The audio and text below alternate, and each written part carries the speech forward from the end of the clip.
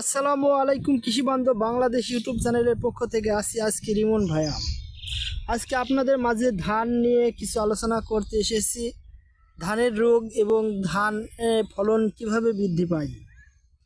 তবে বন্ধুরা যারা চ্যানেলের নতুন তারা কিন্তু চ্যানেলটিকে সাবস্ক্রাইব করে একটু পাশে থাকবেন এবং কমেন্টে জানাবেন কিন্তু। তো বন্ধুরা আজকে দেখাবো ধানের সিটা কেন পড়ে এবং ধানের ফলন কেন কম হয়। ধান অথচ ভালো লাগাইছেন হাইব্রিড জাতের ধান, কিন্তু ফলনের দিক দিয়ে আপনি খুবই কম। এর কয়েকটি কারণ থাকতে পারে।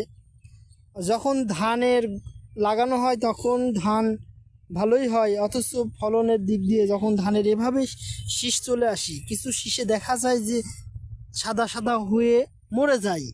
যেমন আমি একটা তুলে দেখাই আপনাদের, এইটা দেখেন, এটার কিন্তু প্রত্যেকটা শীষই কিন্তু নষ্ট হয়ে গেছে, দানা নাই। এর কারণ কি, এই ধানটা যখনই আপনার শীষ আসার বা মুজ আসার সময় হয় তখনই কিন্তু এই ধানটাতে পোকা লাগে। আমরা অনেকেই কারেন্ট পোকা বলে থাকি, অনেকেই আবার আপনার ধান কাটা যে ধানের মাজরা পোকা লাগে, কিন্তু ধানের নিচের মুজ থেকেই কিন্তু ধানটা কেটে নেয়। আমি দেখাচ্ছি আপনাদের, এই যে আমি দুইটা শীষ তুলে দেখাচ্ছি, এই যে এই মুজ একবারে নিচের মুজ থেকে কিন্তু কেটে নেয়। এই মাজরা পোকাগুলো লাগলে কিন্তু ধানের ফলন খুবই কম হয়। দেখতে পাচ্ছেন আমার হাতে একটা শীষ আছে, এই শীষের মধ্যে কিন্তু পোকা আছে, মাজরা পোকা। এই যে মাজরা পোকাগুলো, আসলে ক্যামেরায় জুম হচ্ছে। তো বন্ধুরা এর জন্যই কিন্তু ধানের ফলন কম হয়। এবং যখনই আপনার ফুল আসে, ধান দুধ আসা শুরু করে, তখন একটা পোকাতে আক্রমণ করে, সেটা হলো ফড়িং জাতীয় পোকাগুলো, সেই ফুলকে নষ্ট করে দেয়।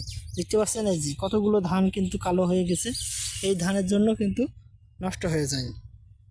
তো বন্ধুরা তখনই কিন্তু আপনাদের কীটনাশকের দোকানে গিয়ে ভালো কীটনাশক ব্যবহার করলেই ধানের ফলন বৃদ্ধি পাওয়া যায়। এবং আপনারা যখন হাইব্রিড ধানের চাষ করবেন তখনই কিন্তু ভালো বীজগুলোই বপন করার চেষ্টা করবেন। তবে বন্ধুরা এখানে